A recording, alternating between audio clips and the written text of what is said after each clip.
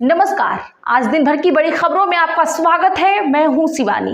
आज की खबरों में बात होगी बैलेट पेपर से चुनाव होते ही बीजेपी का सुपड़ा साफ, आप कांग्रेस की बम्पर जीत की और तानाशाही के खिलाफ हाईकोर्ट पहुंची कॉकरोच पार्टी, मोदी सरकार को नोटिस जारी की। वहीं अचानक धीरेन्द्र शास्त्री के बदले तेवर बेरोजगारी पर सुनाया, मोदी को अपील पर छील डाला। साथ ही ऑटो ड्राइवर की ड्रेस में नजर आए राहुल शाह की बड़ी टेंशन की और खबर के अंत में बात होगी सुप्रीम कोर्ट से एनटीए को कड़ी फटकार, सामने आए मोदी की। इसी के साथ आज दिन भर की सभी बड़ी और प्रमुख खबरों को जानेंगे विस्तार से।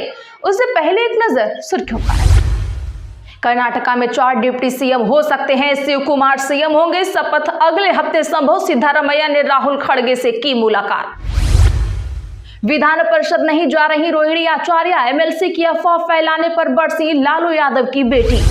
बूढ़े हो गए हैं मंत्री, शिवसेना में उठने लगी एकनाथ शिंदे के मुख्यमंत्री बनाने की मांग। हाईकोर्ट 3 महीने से ज्यादा फैसला सुरक्षित न रखे, सुप्रीम कोर्ट का निर्देश, जमानत पर आदेश उसी दिन या अगले दिन दें, अपलोड तुरंत करें। एशियन गेम्स के लिए ट्रायल दे सकेंगी पहलवान विनेश फोगाट, सुप्रीम कोर्ट ने अनुमति दी, कहा आप शानदार रेसलर लेकिन देश सबसे पहले, कल से ट्रायल। नीट एग्जाम को लेकर राजनाथ के घर हाई लेवल हुई मीटिंग, शिक्षा मंत्री प्रधान समेत पीएमओ के अधिकारी भी मौजूद, एनटीए ने फीस रिफंड की बढ़ाई डेडलाइन। टीएमसी में बड़ी उथल पुथल के आसार, ममता बनर्जी को हटाने की मांग, बड़े नेता ने खोला मोर्चा। बिहार में फर्जी मदरसे और संस्कृत विद्यालय अब होंगे बंद, शिक्षा मंत्री मिथिलेश तिवारी का बड़ा ऐलान। मानसून अब 7 दिन बाद केरल पहुंचेगा, तूफानी हवाओं ने श्रीलंका में रोका 10% कम बारिश का अनुमान, जून जुलाई में भी हेट वेव चलेगी। ट्वीसा केस में सास और पति 5 दिन की सीबीआई रिमांड पर, आमने सामने बैठाकर पूछताछ होगी, एक्ट्रेस के आखिरी घंटों का वर्चुअल रिक्रिएशन करेंगे।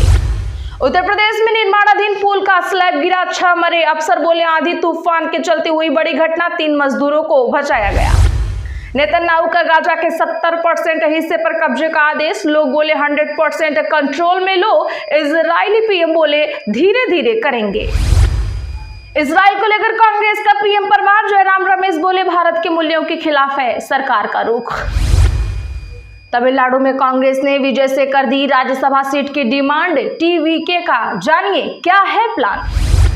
नेपाली पीएम के 100 में से 88 वादे अधूरे, शपथ के 30 दिन में 2 मंत्रियों ने सरकार छोड़ी, जेनजी बोले क्या काबिल लोग नहीं हैं। प्रधानमंत्री मोदी का देश को संदेश, विनम्रता और क्षमाशीलता ही व्यक्तित्व के सच्चे आभूषण, संस्कृत सुभाषित किया साझा। सीएम बने नहीं डीके शिव कुमार, इधर कांग्रेस विधायकों ने मांग लिए 3 मंत्री पद, खड़गे को लिखा पत्र। माफ कीजिए, स्वामी अविमुक्तेश्वरानंद के खिलाफ याचिका पर बोला सुप्रीम कोर्ट, दखल देने से किया इनकार। जाति सूचक टिप्पणी मामले में घिरे केंद्रीय राज्य मंत्री रवनीत सिंह बिट्टू, पंजाब एससी कमीशन सख्त, संगरूर एसएसपी से मांगी रिपोर्ट, धुरी दौरे से जुड़ा है विवाद।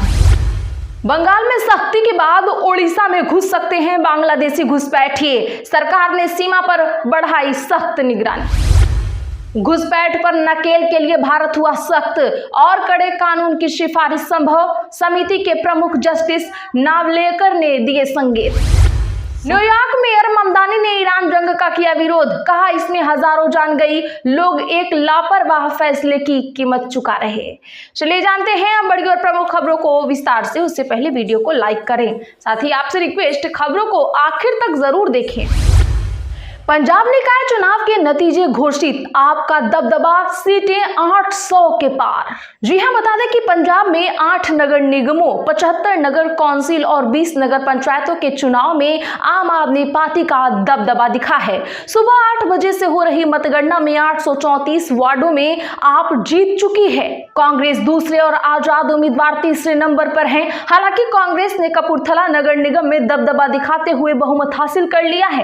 कांग्रेस ने 50 वार्डों में से 31 में जीत हासिल की है। बंगाल के बाद 2027 में पंजाब को जीतने की बारी की बात कहने वाले भाजपा सबसे पीछे दिखे हैं।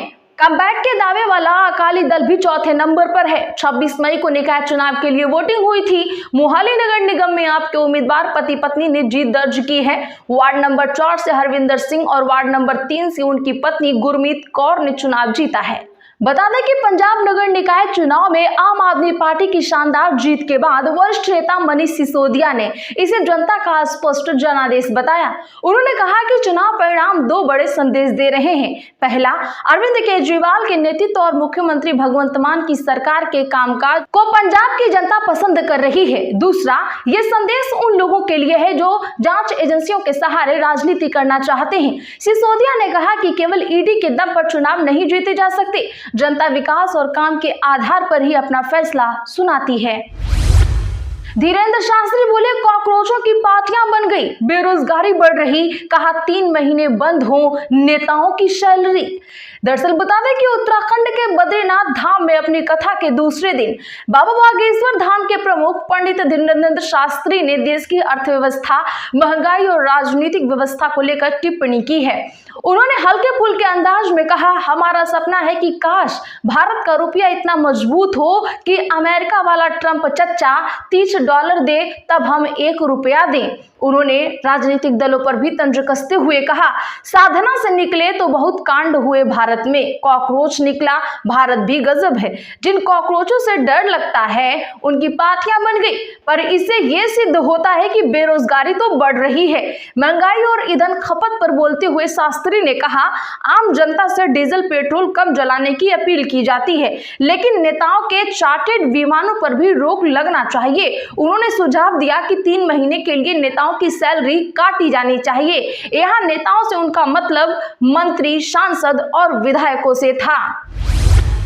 राहुल गांधी ने दिल्ली में ऑटो ड्राइवरों के साथ खाना खाया, यूनिफॉर्म पहनी पार्क में जमीन पर बैठे। जी हां, बता दें कि लोकसभा में विपक्ष के नेता राहुल गांधी ने आज दिल्ली के बंगाली मार्केट में बने टोडर मल पार्क में ऑटो रिक्शा ड्राइवर्स के बीच बैठे, जहां उन्होंने ऑटो ड्राइवर्स से बात की। राहुल गांधी ने उनका यूनिफॉर्म भी पहना।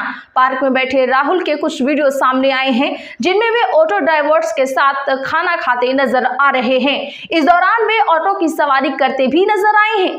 राहुल ने ऑटो ड्राइवर्स से रोजमर्रा की चुनौतियों, उनकी इनकम, बढ़ते खर्च और काम करने के हालात के बारे में जानकारी ली। उनकी शिकायतें सुनी, उनकी जीवन शैली और समस्याओं पर भी चर्चा की। राहुल गांधी से मिलने के बाद एक ऑटो ड्राइवर ने कहा, राहुल ने हमसे बातचीत की, हमारे मुद्दे उठाने, हमारे बीमा और दूसरी सहायता दिलाने का वादा किया, हमारे साथ मिलकर खाना भी खाया। जब हम खाना खा रहे थे तब वे अचानक हमसे मिलने आ गए और हमें बहुत अच्छा लगा।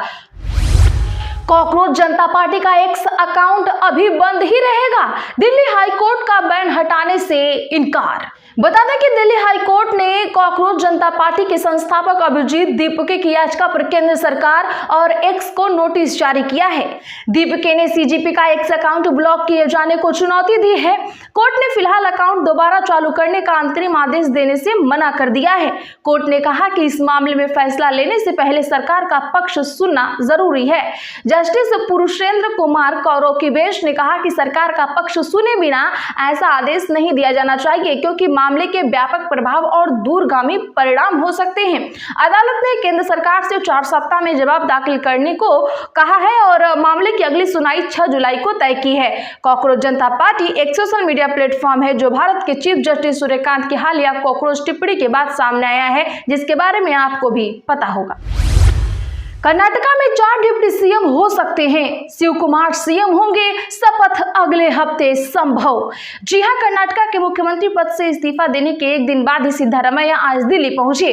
उन्होंने यहां पर कांग्रेस नेता राहुल गांधी और पार्टी अध्यक्ष मल्लिकार्जुन खड़गे से मुलाकात की है। मीडिया रिपोर्ट्स के मुताबिक इस बैठक में सिद्धारमैया ने हाईकमान के सामने अपने कई मांगे रखी, जिसमें बेटे यतींद्र सिद्धारमैया के लिए नए मंत्रिमंडल में अहम मंत्रालय की मांग भी शामिल बताई जा रही है। उधर कर्नाटका के मुख्यमंत्री सिद्धारमैया का इस्तीफा मंजूर कर लिया है। न्यूज एजेंसी ANI के मुताबिक पार्टी सूत्रों ने कहा है कि DK अगले हफ्ते नए मंत्रियों के साथ शपथ ले सकते हैं। सरकार में सामाजिक और क्षेत्रीय संतुलन बनाए रखने के लिए 4 डिप्टी सीएम भी बनाए जा सकते हैं। कांग्रेस शिव कुमार ने कहा कि राज्य में नई कैबिनेट बनाने को लेकर भी अभी तक कोई फैसला नहीं लिया गया है, सब कुछ हाईकमान के कहने के मुताबिक हो रहा है। शनिवार को कांग्रेस लेजिस्लेटिव पार्टी की एक मीटिंग बुलाई गई है। पार्टी के सभी विधायकों से मीटिंग के लिए बेंगलुरु में मौजूद रहने को कहा गया है। शिव कुमार ने मीडिया से बताया है कि हमारे केंद्रीय नेताओं को आना है, हमें अपने हाईकमान से बात करनी है, इसके अलावा और भी कुछ नहीं। इधर कांग्रेस विधायक अशोक पट्टन ने दावा किया है कि शनिवार को होने वाली मीटिंग में डीके शिव कुमार के कांग्रेस लेजिस्लेटिव पार्टी के नेता चुने जाने की संभावना है। पट्टन ने कहा कि जब हम दिल्ली गए थे तो 40 सदस्यों की बात हुई थी, उनमें से 20 नए चेहरे कैबिनेट में होंगे। अब डीके शिव कुमार का कोई मुकाबला करने वाला नहीं है। टीएमसी में बड़ी उथल-पुथल के आसार, ममता बनर्जी को हटाने की मांग। बता दें कि पश्चिम बंगाल विधानसभा चुनाव में हार के बाद अब तृणमूल कांग्रेस या टीएमसी में हालात और विकट होने के आसार दिख रहे हैं। पार्टी के वरिष्ठ नेता सुप्रीमो ममता बनर्जी के खिलाफ खुलकर बोलने लगे हैं और उन्हें हटाने की मांग की जा रही है। ये मांग ऐसे समय पर उठ रही है जब टीएमसी पार्षदों से लेकर सांसद स्तर तक नेताओं की नाराजगी से जूझ रही है। हाल ही में सांसद काकोली घोष, दस्तीदार समेत कई बड़े नेताओं ने पदों से इस्तीफा दे दिया है। ममता बनर्जी के 4 दशक पुराने राजनीतिक साथी माने जाने वाले पार्षद तारक सिंह नाराज चल रहे हैं। हाल ही में दिए एक इंटरव्यू में उन्होंने पार्टी के नेतृत्व में बदलाव की मांग कर दी है। साथ ही लोकसभा सांसद और ममता बनर्जी के भतीजे अभिषेक के खिलाफ भी जमकर नाराजगी जाहिर की है। हालांकि इसे लेकर पार्टी नेतृत्व की तरफ से अभी कोई प्रतिक्रिया सामने नहीं आई है। बूढ़े हो गए मंत्री, शिवसेना में उठने लगी एकनाथ शिंदे के मुख्यमंत्री बनाने की मांग।